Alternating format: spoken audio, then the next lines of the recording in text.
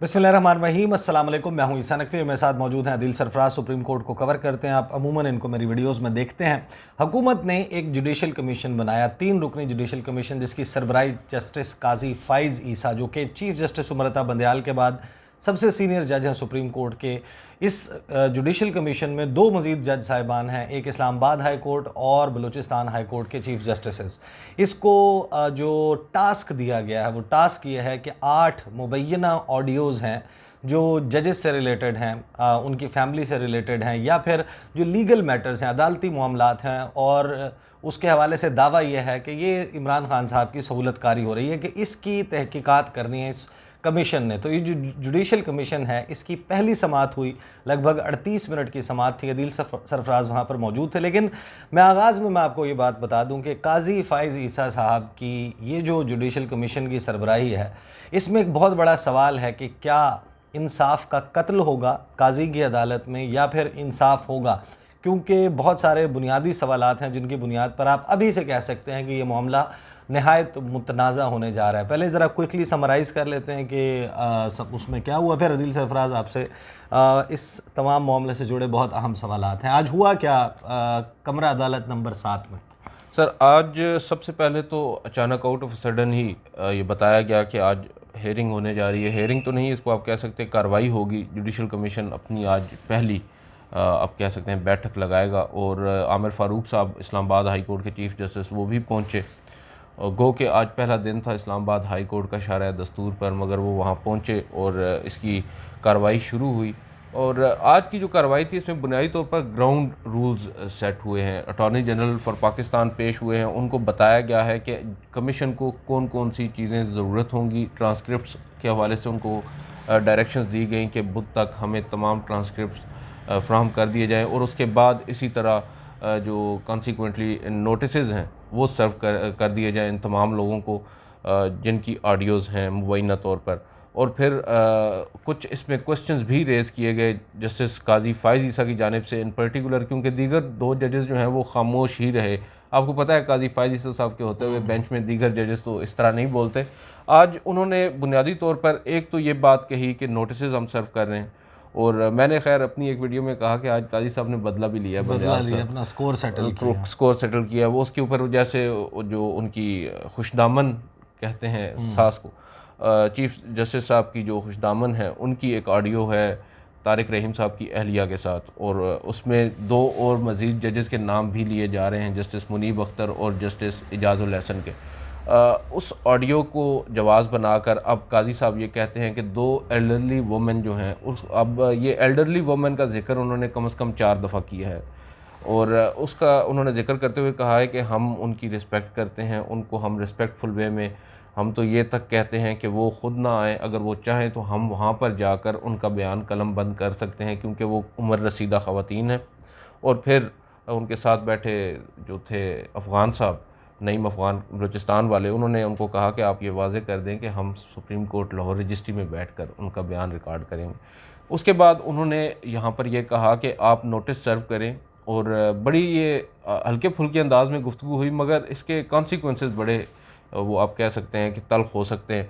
कहते हैं जज साहब कि आप नोटिस जब सर्व करने जाए, जो भी शख्स इन हैंड, बेसिकली उन्होंने ये कहा कि करियर के ज़रिए आपने सर्व करना है, व्हाट्सएप पे नहीं करना। और फिर उन्होंने कहा है कि जो भी बंदा जाए वो तस्वीर बनाए, और जिस बंदे को नोटिस सर्व हो रहा है, जो बंदा रिसीव कर रहा है, उसकी तस्वीर हो और वो हमें पहुँचे। उसके बाद उन्होंने कहा कि अगर पहली दफ़ा एक्सेप्ट नहीं किया जाता, नोटिस रिसीव नहीं किया जाता, तो दूसरी दफ़ा फिर भेजा जाए। अगर फिर भी नहीं होता तो फिर उनके घरों की दीवार पर नोटिस को चिपका किया जाए, और फिर उसकी तस्वीर उतारी जाए। अब यहाँ पर वो बेसिकली, और इसको एंजॉय कर रहे हैं काजी साहब। मैं तो देख रहा था पूरी प्रोसीडिंग्स में, मेरे साथ बल्कि दाईं जानिब मती भाई बैठे हुए थे, मतीउल्लाह जान साहब, और भी दीगर जर्नलिस्ट बैठे हुए थे। सब लोग यही देख रहे थे कि काजी साहब इसको बड़ा एंजॉय कर रहे हैं। और आमिर फ़ारूक साहब रिसेंटली, जिनका फ़ैसला चीफ जस्टिस ऑफ पाकिस्तान ने सेट असाइड किया है इमरान खान साहब की ज़मानत के हवाले से, वो मुस्कुराते रहे हैं पूरी कार्रवाई में। 2 मरतबा तो उन्होंने जमाई ली, क्योंकि ख़ुद तो वो बोल नहीं रहे थे, काजी साहब ही बोल रहे थे। ये एक मुझे टर्निंग पॉइंट इसमें ये लगा कि एक तो काजी साहब की जो अब इसमें नज़र आ रही थी मुझे कि वो इंजॉय कर रहे हैं, क्योंकि अब बाल जो है वो उनके कोर्ट में है। 2 साल कबल जहाँ पर काजी फायज़ ईसा खड़े थे, आज वहाँ पर बंदयाल साहब खड़े हैं और काजी फायज़ ईसा साहब बंदयाल की जगह पर मौजूद हैं। इसके बाद जो सबसे मुझे इस पूरी प्रोसीडिंग के अंदर एक चीज़ जो आप कह सकते हैं जिसने मुझे हिट किया है, वो ये है कि काजी साहब से मैं कम अज़ कम एज अ जर्नलिस्ट ये एक्सपेक्ट कर रहा था कि वो आज वो क्वेश्चन रेज करेंगे जो TRs में नहीं था। टर्म्स ऑफ रेफरेंसेस में ये सवाल नहीं उठाया गया या ये नहीं बताया गया कि सोर्स कौन है इन ऑडियो लीक्स का। काजी फायज़ साहब ने वहाँ पर डंडी मारी और उनके एक बहुत बड़े हामी हैं मेरे साथ जो बैठे थे, मतीउल्लाह जान, उन्होंने मुझसे ये कहा, उन्होंने कहा कि ये अपनी क्रेडिबिलिटी ख़राब कर रहे हैं, इनको ये सवाल पूछना चाहिए। बेसिक तो सवाल ही वो है कि ऑडियोज़ कहाँ से ऑडियोज़ कहाँ से रहेंगे। समात कंक्लूड हो गई तो फिर मैं इसके हवाले से देखें आदिल सरफराज, ये जो मामला है इसमें पहली ऑब्जर्वेशन जो सामने आती है वो ये कि ये वो ऑडियोज़ हैं जिनकी बुनियाद पे सुप्रीम कोर्ट ऑफ पाकिस्तान को टारगेट किया जा रहा है और सुप्रीम कोर्ट में चंद जजेस जो हैं उनके हवाले से पूरी campaign, who doesn't know, Maryam Nawaz, Nawaz Sharif, वज़ीर आज़म, बिलावल भुट्टो ज़रदारी, PDM के तमाम लोग वो कैंपेन चला रहे हैं। तो हमारे जजेस भी दूध के दूल्हे नहीं हैं। नहीं, तो ये अल्टीमेटली मामला जो है ये जजेस से मुतल्लिक है। ऑडियोज़ अल्टीमेटली इम्पैक्ट करती हैं और अफेक्ट करती हैं जजेस को। तो जो जजेस हैं उनके ख़िलाफ़ किसी भी किस्म का इल्ज़ाम हो, उनके ख़िलाफ़ किसी भी किस्म की कार्रवाई हो, उसने सुप्रीम जुडिशल काउंसिल में आइन के आर्टिकल 209 के तहत होना होता है। उसके लिए ये जो जुडिशल कमीशन वाली कार्रवाई है, इसको आप क्या समझते हैं कि ये जुडिशल कमीशन बना के चीफ जस्टिस के ख़िलाफ़ अल्टीमेटली जो कार्रवाई होनी है वो उनके बाद सीनियर मोस्ट जज के ज़रिए करवाना, ये कोई नया ही प्रेसिडेंस है? सर हुकूमत घबरा रही है आर्टिकल 209 रेफरेंस भेजने से? नहीं, आर्टिकल 209 के तहत वो रेफरेंस भेज नहीं पा रहे, कब भेज चुके होते, बीच में सदर साहब हैं। नहीं तो वो अपनी इंटेंट तो शो करे ना कि हमने भेजना है। तो सदर वो मुतअद्दिद दफ़ा कह चुके हैं वो भेजना चाह रहे नहीं हैं, वो बेसिकली सिर्फ इतना ही चाह रहे हैं जितना वो कर रहे हैं, प्रेशर।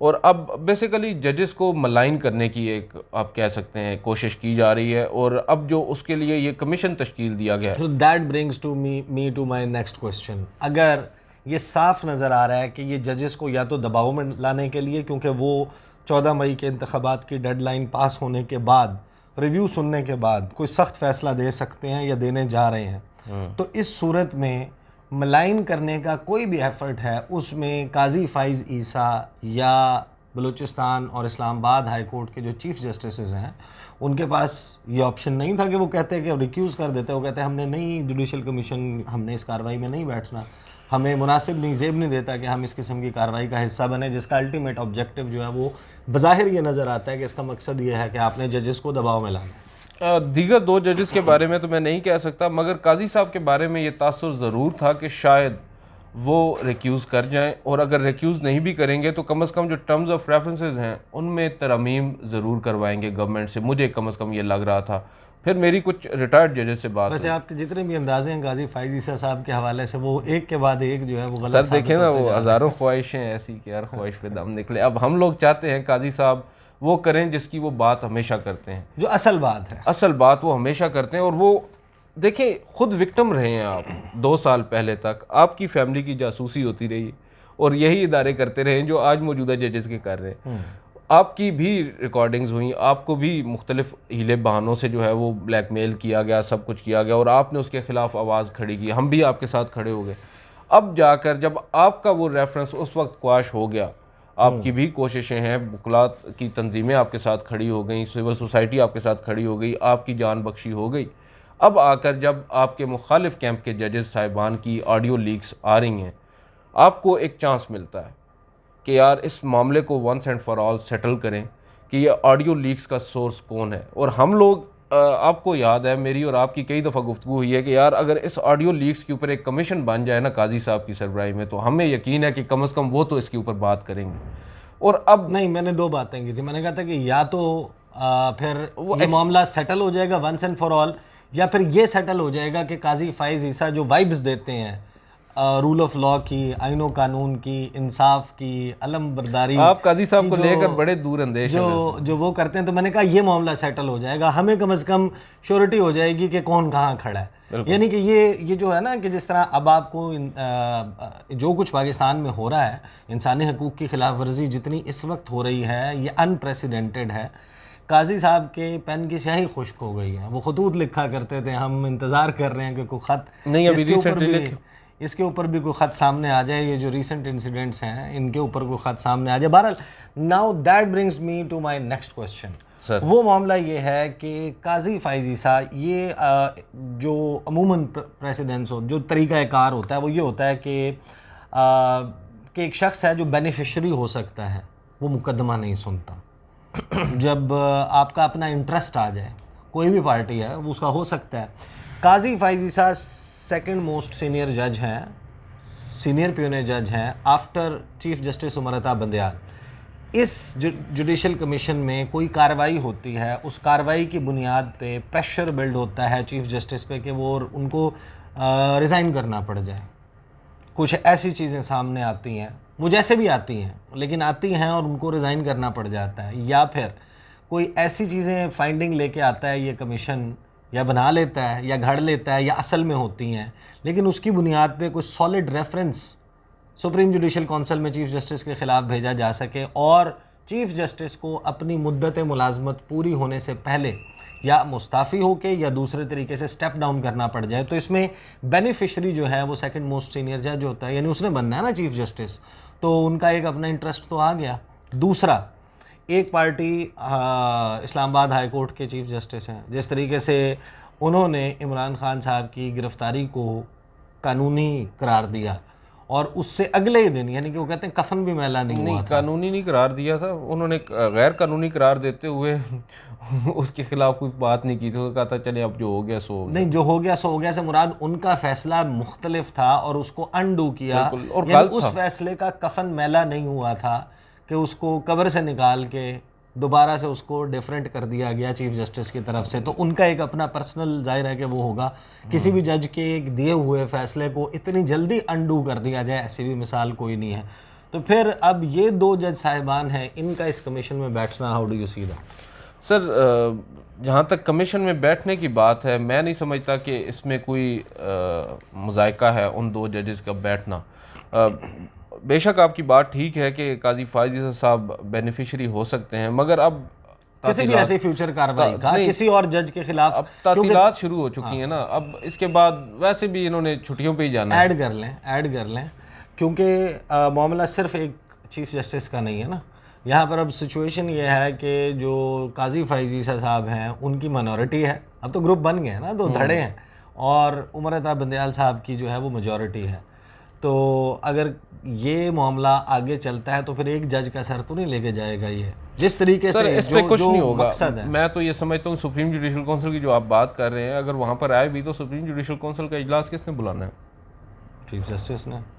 लेकिन जब उसके खिलाफ रेफरेंस है तो फिर मामला डिफरेंट है। खलीलुर रहमान रमदे ने जो फैसला दिया था और जो वो केस था, उनके खिलाफ रेफरेंस आएगा कैसे? मैं बस वो बात पहले आपसे कर चुका हूँ कि उनके खिलाफ रेफरेंस फाइल कौन करेगा? Reference on the basis of evidence, अगर कोई इस किस्म की चीज़ आ जाती है तो सदर मुमलिकत पे इतना प्रेशर होगा कि वो उसको नहीं, देखें फिल वक्त तो मुश्किल ही लग रहा है, और इसके ऊपर मुझे नहीं लग रहा कि जो फाइंडिंग्स आएंगी, क्योंकि अभी भी मैं तो काफ़ी ज़्यादा आप कह सकते हैं कि उसमें जो है पूरी उम्मीद हूँ कि हफ्ते के रोज़ हो सकता है जो हमारे ख़दशात हैं काजी साहब उनको गलत साबित कर दें, क्योंकि कुछ ऐसी चीज़ें हैं जो हमें नज़र आ रही हैं कि काजी साहब जो हैं उन चीज़ों को ज़रूर उठाएंगे, otherwise you would not have taken this job. मुझे ये लगता है अगर उन्होंने अब ये काम अपने ज़िम्मे ले लिया है, लेट सपोज़ उनका पर्सनल ग्रज भी है बंदयाल साहब से, नो डाउट वो है, और काफ़ी ज़्यादा है। अभी रिसेंटली उनके दरमियान आपस में फिर एक ख़तों किताबत हुई है, काफ़ी तल्ख़ हुई है। उसके बावजूद जो आप देखें ना, काजी साहब के बारे में एक तासुर है कि वो हमेशा जो भाई लोग हैं या जो इस्टेब्लिशमेंट है उनके अगेंस्ट या उनके हवाले से सख्त फैसले वो देते हैं, और बंदयाल साहब ने कभी नहीं दिए। काजी साहब वो देते हैं। तासुर ऐसे ही है, तासुर नहीं, बंदयाल साहब का एक फैसला आप दिखा दें, नहीं अभी आजकल वो जो भी समातें कर रहे हैं, जो भी वो कर तो रहे हैं, सर अब की बात हो रही है ना। इस एक फैसले के अलावा बंदयाल साहब, मुनीब साहब, एजाज साहब, कोई एक फैसला इनका नहीं है ऐसा। काजी साहब ऑन द अदर हैंड, इनका तो हर गुजरते दिन के साथ अब यहाँ पर आकर अगर काजी साहब ने ये फैसला नहीं किया कि उन्होंने TORs में तब्दीली करनी है, या जो उन्होंने सवाल उठाया है, ये जो सवाल एक उठ रहा है जो आपका कमीशन है, बुनियादी जो सवाल है, जो सोर्स है आपका, कि ये जो ऑडियो लीक्स हुई हैं ये कहाँ से हुई हैं, ये फ़ोन टैप किसने किए हैं, अगर यहाँ पर आकर वो, हमें ये लग रहा है कि हफ्ते के रोज़ हो सकता है काजी साहब ये सवाल सामने रखेंगे। अगर वो नहीं रखेंगे तो ऑब्वियसली डैमेज यहाँ पर बंदयाल साहब नहीं होंगे, काजी साहब खुद होंगे, और ये जो कमीशन है ना, ये अपनी मौत खुद मर जाएगा। और अभी तो मामला ये है कि ये कमीशन, अभी बहुत से लोग आज कानूनी हलकों में मुख्तलिफ हमारी बात हुई, वो तो कह रहे थे कि पंजाबी कहते हैं तोड़ चढ़दा भी है कि नहीं, क्योंकि मुख्तलिफ अदालतों में चैलेंज हो रहा है, इवन सुप्रीम कोर्ट में चैलेंज इमरान खान साहब ने कर दिया है। तो किसी भी अदालत में इसको 2 मिनट के अंदर उड़ा भी सकते हैं। सही, बहुत शुक्रिया दिल। इसमें 2 अहम ऑब्जर्वेशन टुवर्ड्स द एंड मैं देना चाहता हूँ कि इसमें जो बहुत ही अहम पहलू है जिसके ऊपर शायद बहुत ज़्यादा बात नहीं हो रही, एक तो पहलू ये है जिसका आदिल ने थोड़ा सा तस्करा किया कि वो डिवाइस कौन सा है कि जिस पर रिकॉर्ड हुआ, वो शख्स कौन है जिसने ये ऑर्डर दिया है गैर कानूनी काम करने का। आईन पाकिस्तान और कानून के तहत तो इस किस्म की इजाज़त नहीं है कि आप किसी का फ़ोन टैप करें, और वो भी एक शख्स जिसकी ऑफिशियल कैपेसिटी कोई नहीं है। आप चीफ जस्टिस का कर रहे होते, आप कहते जनाब ये हमारा फ़र्ज़ है कि हमने, हालांकि उसकी भी इजाज़त नहीं है कि हमने उनकी सेफ्टी सिक्योरिटी और उनको थ्रेट ना कोई आ जाए, या वो किसी इस किस्म की एक्टिविटी में आपको ये शक है, हालांकि एक हल्फ जिस शख्स ने लिया हुआ है उसके बाद फिर आप ये सब कुछ नहीं करते, लेकिन आप उनकी फैमिली के, उनकी अगर सास साहिबा, उनकी खुश दामन की रिकॉर्डिंग हो रही है तो दीगर लोगों की भी हो रही, बच्चों की भी हो रही होगी, बच्चों के अपने क्लास फेलोज़ के साथ, दोस्तों के साथ, कज़न्स के साथ रिकॉर्डिंग हो रही होगी। इसमें एक अहम पहलू ये भी है कि काजी फ़ाइज़ ईसा साहब को ना सिर्फ ये पूछना चाहिए कि कौन सी एजेंसी है, उनके सरबराह को बुला के पूछना चाहिए कि आपने इजाज़त दी है, किस डिवाइस के ऊपर रिकॉर्ड हुई है। फ़ॉरेंसिक जब होगा तो फ़ॉरेंसिक ऐसे तो नहीं होगा, फ़ॉरेंसिक जो है वो सिर्फ ऑडियो का नहीं होगा, उस डिवाइस का भी होगा, उस शख्स का बयान भी साथ में आएगा कि हाँ मैंने की है और मैं जानता हूँ कि मैंने इन्हीं की है। और उसके बाद फिर कुछ और सवालात आएंगे कि इसको यूज़ किसने किया, ये इंफॉर्मेशन मिनिस्टर के पास कैसे पहुँची, अपलोड करने वाला पहला कौन था, ये जो ग्रुप ऑफ जर्नलिस्ट है इनको पहुंचाने वाला, इनको व्हाट्सएप के ऊपर भेजने वाला कौन था, इसको किस सिस्टम पे एडिट किया गया, 2 इमेजेस लगाए गए, नीचे एक इमेज लगाया गया, इसका ट्रांसक्रिप्ट जो है वो किसने लिखा, इसका उर्दू में सब टाइटलिंग किसने की। और फिर काजी फ़ाइज़ ईसा साहब के हवाले से ये मामला भी बहुत अहम है कि वो ये पूछें कि और किस किस की रिकॉर्ड हो रही है। ये क्या गारंटी है कि सिर्फ आप उमरता बंदयाल की फ़ैमिली की कर रहे हो रिकॉर्ड, ख्वाजा तारिक रहीम को कर रहे हो आप रिकॉर्ड, आबिद ज़ुबैरी को आप रिकॉर्ड कर रहे हो, आप जो है वो क़य्यूम सिद्दीकी को रिकॉर्ड कर रहे हो, तो आप जस्टिस अतर मिन अल्लाह को ना कर रहे हो, आप उनकी फ़ैमिली को ना कर रहे हो, जस्टिस मंसूर की फ़ैमिली, जस्टिस अमीनुद्दीन ख़ान की, जस्टिस काजी फ़ाइज़ ईसा की और इनके बच्चों की ना कर रहे हो। ये कैसे मुमकिन है? तो ये भी पूछना चाहिए कि किस किस की रिकॉर्डिंग चल रही है, वो डेटाबेस कहाँ पर है, ये कहाँ स्टोर की जाती हैं, इनको इस्तेमाल कैसे किया जाता है। और अब जब इस ऑडियोज़ की बुनियाद के ऊपर काजी फ़ाइज़ ईसा साहब कोई फ़ैसला दे देंगे तो कल को वो प्रेसिडेंस मौजूद होगा कि ऑडियोज़ की बुनियाद पर दिया गया फ़ैसला, फिर उसका इतलाक़ जो है वो काजी फ़ाइज़ ईसा पे भी होगा, क्योंकि ऑडियोज़ तो मेरे ख्याल में सब की हैं, ऐसे ही है ना, सभी की है ना ऑडियोज़, तो फिर वो इतलाक़ तो उसका फिर सब पर होगा। तो जनाब देखते हैं कि काजी फ़ाइज़ ईसा साहब, अदील को बड़ी होप्स हैं, हमेशा से रही हैं, हमें भी बहुत होप्स हैं काजी फ़ाइज़ ईसा से कि वो इंसाफ की सरबुलंदी के लिए, आइन की पासदारी के लिए, अमल दरामद के लिए, कानून का झंडा बुलंद करने के लिए इस मामले को जो हक बनता है इंसाफ का उसके मुताबिक आखिर तक पहुँचाएँ। जनाब दीज आर द डिटेल्स, अगली वीडियो में मुलाकात होगी, मुझे इजाज़त दीजिए, अल्लाह हाफ़िज़।